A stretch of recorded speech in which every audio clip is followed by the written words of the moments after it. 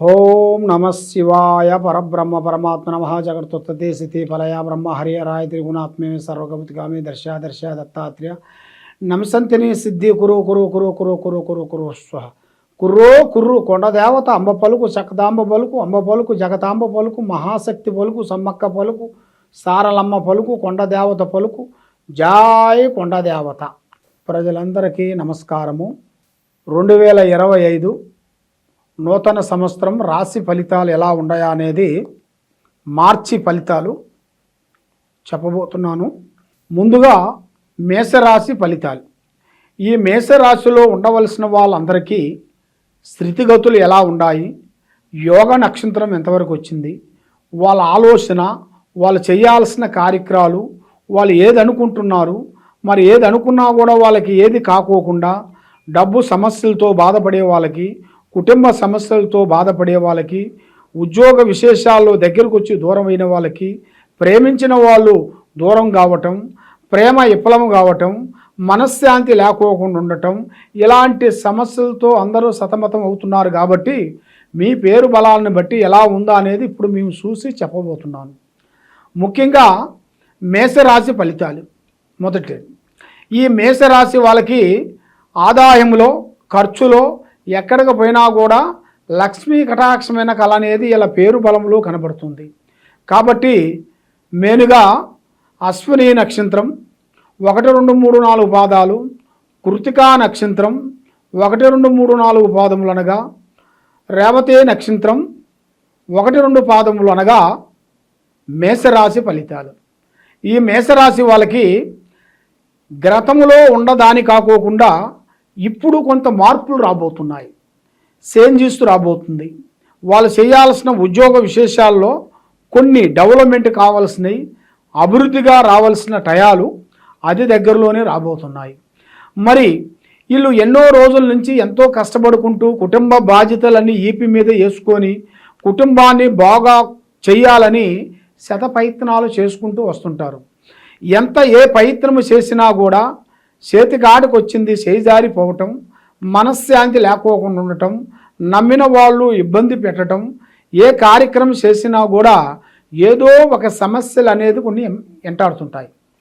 మరి ఈ సమస్యలో ఉండవలసిన వాళ్ళందరికీ ఈ 15వ తారీఖు నుంచి వాళ్ళకి అదృష్ట గడియ రాబోతుంది. ఈ 15వ తారీఖులో వాళ్ళకి కొన్ని అద్భుతమైన పనులు, అద్భుతమైన విషయాలు, కుటుంబంలో ఒక మంచి శుభవార్త అలాంటిది వినాల్సిన టైము దగ్గరికి వచ్చేసింది. మరి ఈ రాశిలో ఉండవలసిన వాళ్ళకి అందరికీ ప్రజలలో కొంచెం జనకన్ను అనేది ఎక్కువగా కనబడుతుంటుంది. అంటే ప్రజలలో ఏడుపు, బాగున్నారు, వీళ్ళకేమి తక్కువ, అంటే మీ దగ్గర ఏమీ లేకపోయినా కూడా బాగున్నారు, అభివృద్ధిగా వస్తున్నారు, పైకి వస్తున్నారని అని ప్రజా ఏడుపు ఎక్కువగా ఉంది.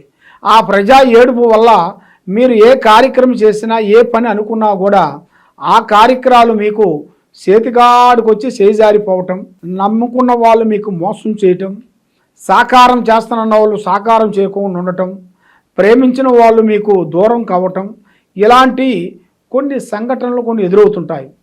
మరి ఇలాంటి కొన్ని సంఘటనలు ఎదురైన దాని వలన మరి మీ జాతక యోగంలో చూసుకుంటే మరి నూతన పనులు, నూతన కార్యక్రమాలు రావాల్సినవి కూడా కొన్ని పెద్దవాళ్ళ తరపు నుంచి కొన్ని ఆస్తులు కానీ, పెద్దవాళ్ళ తరపు నుంచి కొంచెం భూమి సమస్యలు కానీ, అన్నదమ్ముల్లో ఉండవలసిన కొన్ని భూమి సమస్యలు కానీ, కొన్ని ఎదురుగా రావాల్సినవి కూడా అతి దగ్గరలోనే మీకు రాబోతున్నాయి.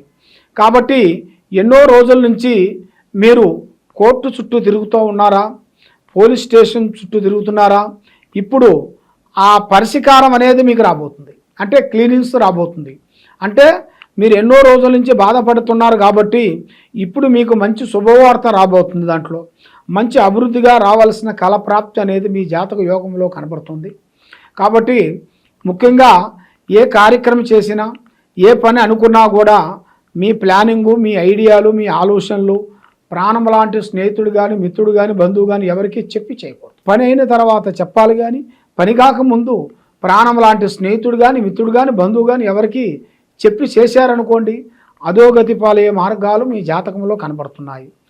మరి ముఖ్యంగా విద్యాదారులు చూసుకుంటే విద్యారంగంలో చాలా వరకు చాలా అద్భుతమైన విద్య, చదువు, తెలివితేటలు, మంచి అభివృద్ధి, కొంత విదేశాలు వెళ్ళటం, అక్కడ విద్య కంప్లీట్ చేసుకోవటం, అక్కడ సెటిల్మెంట్ కావాల్సిన యోగ ప్రాప్తి కూడా ఇలా యోగంలో చాలా వరకు కనబడుతుంది. వ్యాపారదారులకి, ఉద్యోగదారులకి ఈ నెలలో మీకు 3వ నెలలో కొన్ని మార్పులు రాబోతున్నాయి, చేంజెస్ రాబోతున్నాయి. ఒక్కొక్క కార్యక్రమం మీరు ఒక్కొక్క విధంగా మీకు అదృష్ట గడియలు అతి దగ్గరలోనే వచ్చే మార్గాలు కూడా మీ జాతక యోగంలో కూడా చాలా వరకే కనబడుతున్నాయి. కాబట్టి మీరు ఏ కార్యక్రమం చేసినా, ఏ పని అనుకున్నా, ఎక్కడ పోవాలనుకున్నా కూడా మీరు ఆలోచించి ముందుకు అడిగేయాలి.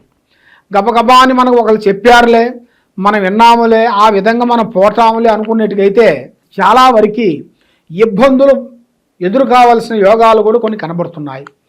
మరి వ్యవసాయదారులకి ఈ సంవత్సరంలో 2 పంటలు మంచిగా అభివృద్ధిగా వస్తాయి. దాంట్లో ఎలాంటి ఇబ్బందులు ఏమి లేవు. దాంట్లో వ్యవసాయంలో కూడా విజయం అనేది ఉంది. వాళ్ళు అనుకున్న పంట అనుకున్న టయానికి వాళ్ళ చేతికి అందిద్ది. దాంట్లో ఎలాంటి ఇబ్బందులు ఏమి లేవు. కాబట్టి వాళ్ళు చేయాల్సిన దాంట్లో కూడా కొన్ని జాగ్రత్తలు కొన్ని తీసుకోకుండా అశ్రద్ధగా కొంచెం ఆలోచించినట్టుగైతే దాంట్లో కూడా కొన్ని ప్రమాదాలు, కొన్ని సికాకులు, కొన్ని ఇబ్బందులు ఎదురే మార్గాలు కూడా కొన్ని ఉన్నాయి. కాబట్టి మీరు ఏ కార్యక్రమం చేసినా, ఏ పని అనుకున్నా కూడా ముందే పబ్లిసిటీ చేయకోకుండా మీరు చేయాల్సిన పనులు పెద్దవాళ్ళ ఆశీర్వాదం తీసుకోవాలి, చాలా ఇంపార్టెంటు. మరి ఈ జాతకంలో ఉండవలసిన వాళ్ళందరికీ ఒక స్త్రీ నుంచి అదృష్టం అనేది కలిసి రాబోతుంది. ఒక స్త్రీ నుంచి అదృష్ట యోగం అంటారు. ఆ అదృష్ట యోగం అనేది ఒక స్త్రీ నుంచి ఇలా లైఫ్ టర్నింగ్ అవుతుంది. అదనేది ఇలా జాతకంలో చాలా వరకు ఉంది. అది ఊహించని అదృష్టము, ఊహించని కటాక్షం అనేది ఇలా జాతకంలో తప్పకుండా ఆడవాళ్ళకు కానీ మగవాళ్ళకు కానీ, ఆడవాళ్ళకంటే మగవాళ్ళ నుంచి విజయవంతమనే అవుతుంది, ఒక మగవాళ్ళ నుంచి విజయవంతం అవుతుంది. ఆడవాళ్ళకి మగవాళ్ళకి అనేది ఒక స్త్రీ నుంచి విజయం అవుతుంది. ఆ విధంగా ఇద్దరికీ వర్తిస్తుంది. కాబట్టి మీరు ఏ కార్యక్రమం చేయాలన్నా, ఏది చేయాలన్నా కూడా మెయిన్గా దైవ బలం అనేది చాలా గొప్పది. మరి ఆ దైవ బలాన్ని మించింది ఏదీ లేదు. మరి ఆ దైవ బలాన్ని మీరు చేసుకోవాలనుకుంటే దైవ పూజాభరణం మీరు చేసుకోవాలి. మరి దైవ పూజా బలం అనేది చేసుకోవాలనుకుంటే మీరు మన ఇంట్లోనే చేసుకున్న ఏమి ఇబ్బందులేమి ఉండవు.